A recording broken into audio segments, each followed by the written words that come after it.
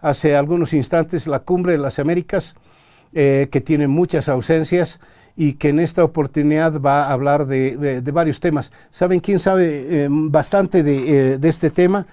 Andrés Guzmán Escovari, que es internacionalista y quien lo tengo ya en la línea para hablar con él. Andrés, ¿cómo te va? Qué gusto saludarte después de mucho tiempo. Hola Mario, mucho gusto nuevamente estar en el café de la mañana. A ver, ¿qué esperas tú? Primero, ¿qué va a tratar esta cumbre de las Américas en Los Ángeles? Si rápidamente nos puedes indicar y tu sentimiento de haber excluido a países como Venezuela, Cuba y Nicaragua y la autoexclusión del de México y el de Bolivia para hablar de algunos. Bueno, la cumbre va a tratar principalmente temas del cambio climático, de la migración, de la recuperación económica después de la pandemia y algunos otros temas que son importantísimos, como la posición de la región frente a la guerra en Ucrania, y el desacople o la guerra comercial que tienen China y Estados Unidos. Entonces son temas que realmente son muy importantes para todos nuestros países, para la región, y que naturalmente tienen que discutirse y se tienen que llegar a acuerdos sobre estos temas, ¿no? Clave, por ejemplo, el tema de la migración para países como México, que se va a excluir, y todos los temas claves también para Bolivia, que también se está excluyendo, ¿no? Ahora, respecto a las exclusiones que se han decidido, yo creo que es correcto porque estamos hablando del sistema interamericano, donde todos los países que participan se han comprometido a través de la Carta Democrática Interamericana a respetar los valores de la democracia, ¿no? Entonces, creo que corresponde no invitar a estos países no democráticos, ¿no? Específicamente Cuba, Venezuela y Nicaragua, son países que no respetan el orden democrático y que han violado los derechos humanos desde hace muchos años. Entonces, a mí me parece correcto que no estén incluidos, porque no se puede realmente avalar o sentarse al lado de los dictadores, y en ese sentido la decisión es correcta desde mi punto de vista, pero claro, hay otros países que se quieren sumar a esa línea y se ponen del lado de estos países en cierta forma, ¿no? Y hay otros países que si bien se pronuncian en contra de las exclusiones, porque dicen que hay que negociar con ellos para, para que, bueno, cambien su actitud, cosa que no creo que sea posible, pero eso dicen. De todas maneras van a asistir, ¿no? Como el caso de Chile, ¿no? Boric dice que habría que invitar a estos países, que no es correcto excluirlos, pero al final él de todas maneras va a asistir. Lo mismo el presidente de Argentina, Fernández, que ahora él dice que va a asistir en nombre de la CELAC, y Maduro le dice que él va a representar la voz de Venezuela, ¿no? Entonces, es muy llamativo que Alberto Fernández esté de representante de estas dictaduras, porque claramente en su país no lo deben ver con buenos ojos, ¿no?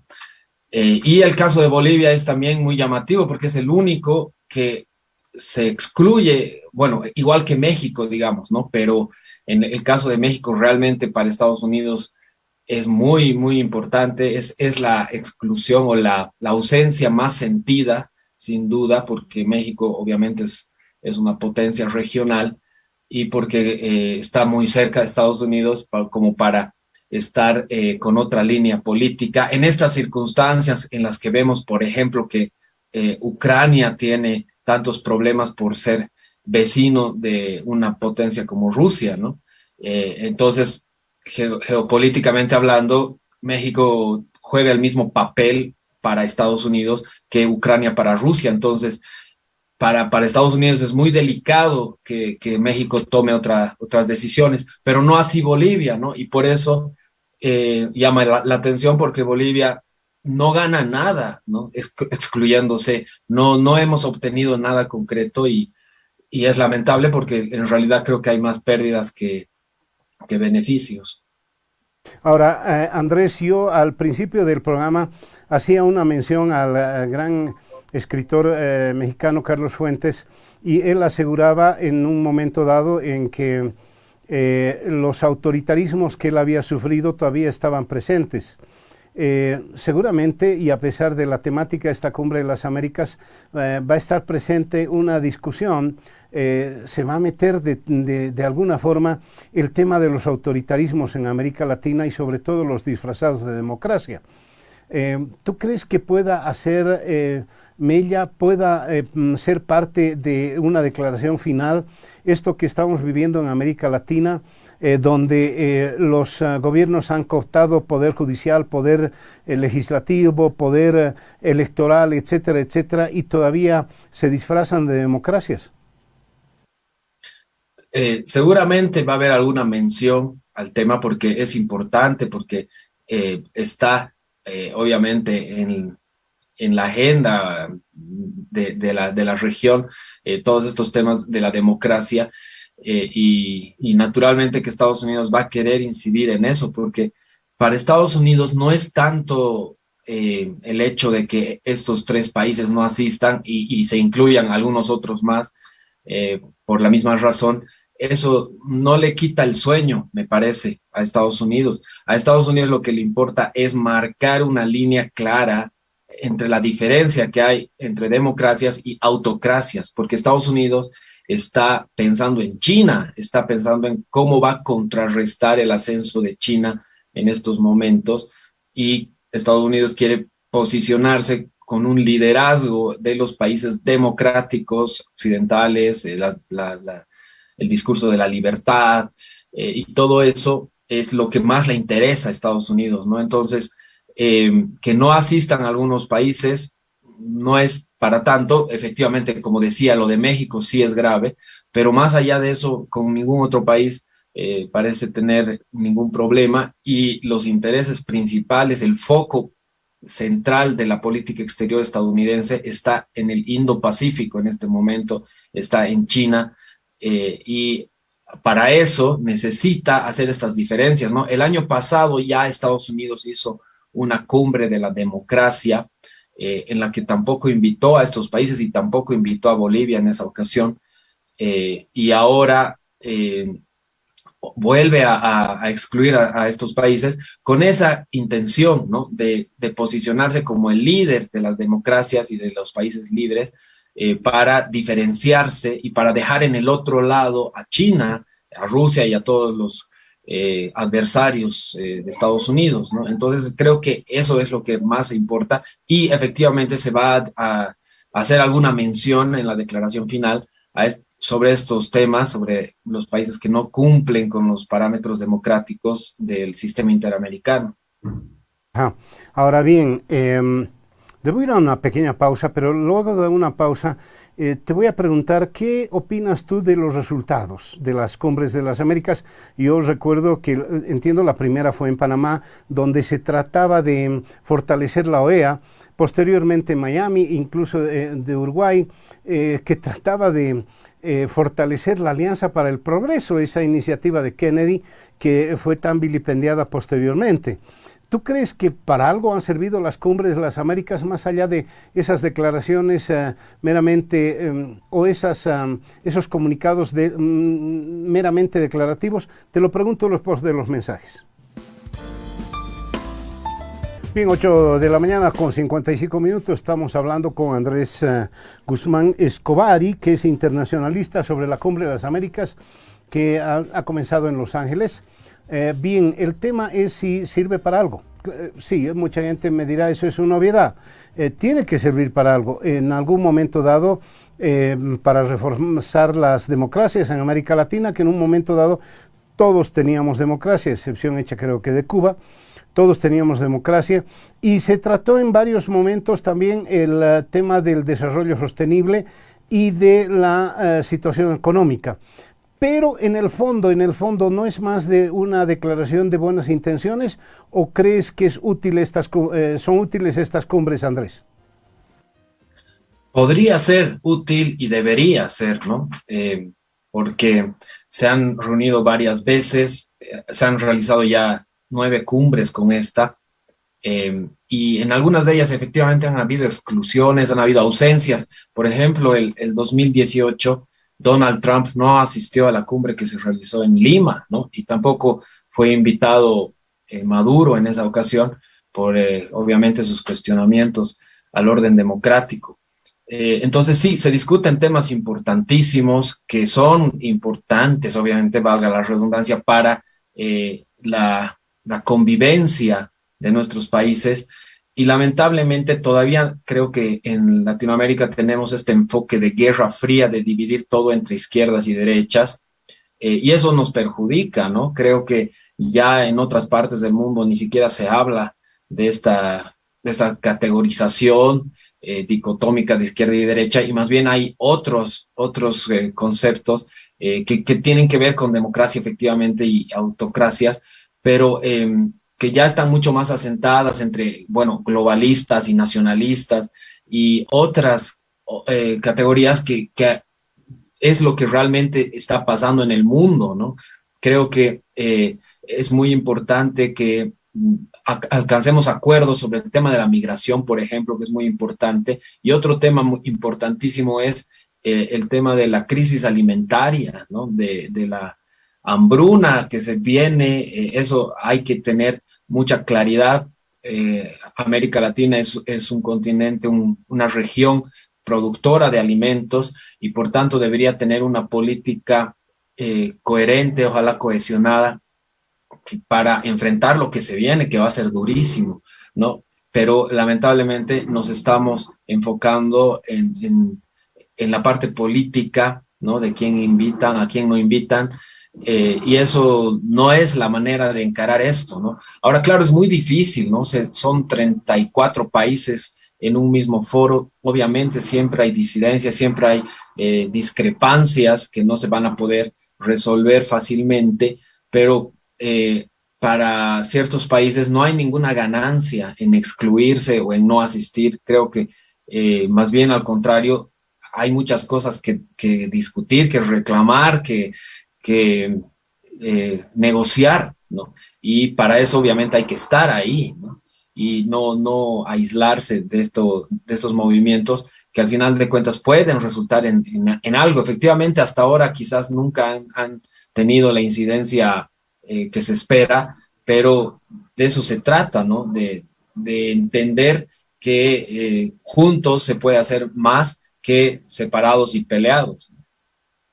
Bien, hay dos temas que también podrían ser importantes. Hay un clamor de los países que le den mayor atención a la educación. Educar, educar, educar. Y te lo vuelvo a citar a Carlos Fuentes, que eso es lo que le interesaba. Educar, educar, educar. Esa es la base, dice, para salir de esta situación en la que se encuentra sumida América Latina en comparación al resto del mundo, sobre todo Europa, ¿no? Y hablando de Europa, ¿tú crees que haya algún interés de ver lo que está viendo el mundo en este instante entre Rusia y Ucrania? Claro que sí. Va a haber comentarios, seguramente incluso algo en la declaración respecto a lo que está pasando, porque es lo más alarmante, lo más preocupante que está pasando en el mundo actualmente, y tiene que haber un posicionamiento también de la región. Ahora, los países de la CELAC van a tener su representante, que es Alberto Fernández, con una línea muy de izquierda, pero que es en todo caso ambivalente, porque hemos visto a Alberto Fernández apoyar a Putin con una visita primero y decirle que Argentina es la puerta de entrada para Rusia en Latinoamérica, y después, poco después, lo hemos visto a Alberto Fernández en Europa, reunido con el canciller alemán y con otros líderes europeos, en una posición en la que Argentina, al contrario, estaría apoyando a la OTAN y condenando la invasión rusa, ¿no? Entonces no sabemos exactamente qué es lo que va a decir Alberto Fernández al respecto, porque es un personaje impredecible, ¿no? Que puede decir una cosa un día y otra cosa el otro, y que definitivamente no ha generado ese liderazgo que se espera, ¿no? De un presidente que al final de cuentas es el que nos representa a toda la región en foros como el G20, incluso ha sido invitado al G7, porque dado que AMLO, el presidente mexicano, no sale casi de su país o muy pocos viajes ha hecho, y que Bolsonaro también se ha decidido excluir, al final de cuentas el principal líder de la región es Alberto Fernández y eso se va a repetir ahora en esta cumbre de las Américas, pero digo, ¿no? Con una posición muy impredecible y ambivalente respecto a temas importantísimos como son la crisis alimentaria, el tema de la guerra en Ucrania. Entonces, todo eso, naturalmente, que va a ser parte de la cumbre y esperemos que haya un posicionamiento y al menos algún tipo de cohesión, ¿no? O de un voto más firme para condenar lo que está pasando, para tratar de lograr que la región tenga una posición sólida y ojalá consolidada, ojalá cohesionada. Ahora, hay datos curiosos, ¿no, Andrés, en el marco de lo que es la diplomacia y de lo que, cómo se manejan en países, bueno, no, es circunstancial lo de la calle, entiendo, de Uruguay, que ha dado positivo por COVID y no va a ir. Pero me extraña lo de Colombia. Lo de Colombia, no porque finalmente va a asistir Iván Duque, sino porque fue condenado, siendo presidente del país. Creo que es único. Aquí en Bolivia no ocurriría eso bajo ninguna circunstancia. Siendo presidente de su país, el órgano judicial lo ha condenado por desacato. ¿Cómo miras esta situación de Colombia, a pesar de que él va a estar allá? Sí, bueno, Colombia es un caso muy especial, es el principal aliado de Estados Unidos en la región, y no podía no estar, ¿no? A pesar de los problemas internos que tiene Duque, va a estar, obviamente, no podía, como digo, dejar de asistir, y además se vienen las elecciones, la segunda vuelta, en la que parece que va a haber un cambio, al menos en términos políticos de la línea que ha tenido hasta ahora Colombia.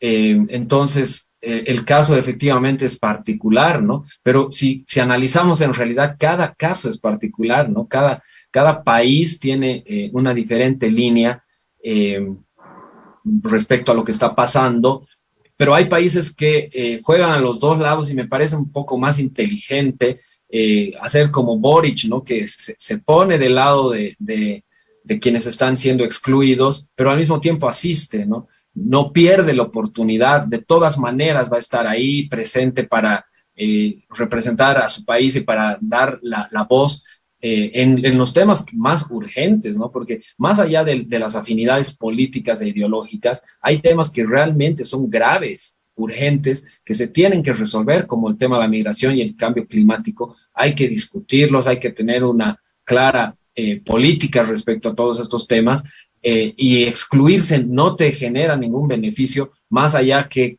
contentar a otros países que están siendo excluidos, ¿no? Que sí se sienten respaldados, ¿no? Pero más allá de eso no hay ningún beneficio concreto para países como Bolivia que se están autoexcluyendo. Andrés, en todo caso, a ver, ya te saco el tema y lo último y chiquitito, si puedes darme, si tienes algún pálpito o en tu análisis internacional de lo que podría ocurrir en Colombia, donde Petro y Hernández, claro, Petro había ganado la elección con algo más de 40% y Hernández estaba creo que en el 29%, una cosa así. ¿Tienes algún pálpito? Yo tengo la impresión de que los dos deberían perder, dada su posición tan populista que tienen. Pero bueno, los colombianos han elegido. ¿Tú tienes la idea de lo que va a ocurrir en Colombia? Yo creo que Hernández tiene las de ganar porque hay mucho margen para crecer de parte de Hernández, ¿no? Con su 28 punto algo por ciento, puede apelar a conseguir los votos de Fico Gutiérrez, que era el oficialista, eh, que obtuvo cerca de 24%, porque todos esos votos conservadores, ¿no?, de derecha, definitivamente no van a ir para Petro, ¿no? Entonces, Hernández está en una posición expectante y me parece que más favorable que la de Petro. Petro estaba esperando a competir con Fico Gutiérrez, que era la cara de todo lo malo que había ocurrido hasta ahora, ¿no? De todo la sensación, el desgaste que ha sufrido el gobierno de Duque y los anteriores, es decir, todo el uribismo, lo cargaba Gutiérrez, pero Hernández es un outsider, un político que viene de afuera, el desconocido, que puede recabar, que puede atraer a toda esa gente que, como digo, pues Colombia es un país muy conservador, que ha ido siempre por la derecha, y por esa razón me parece que tiene más posibilidades de crecer y de ganar al final de cuentas en segunda vuelta que el mismo Petro, que más allá del 40% que ha obtenido, que son cerca de 8 millones de votos, un poco más, eh, no va a poder subir mucho, ¿no? No va a poder atraer otros votantes, porque ya todos los que confían en él han votado por él y no hay, yo creo, un margen de crecimiento. Entonces me parece que Hernández tiene mejores posibilidades. No sabes cómo te agradezco tu participación en el Café de la Mañana. Siempre útil hablar de temas internacionales, la cumbre, vamos a estar viendo la cumbre y te voy a llamar para que podamos hablar un poquito al final de la cumbre. Un abrazo grande, ¿eh? Gracias de nuevo. Claro que sí, muchas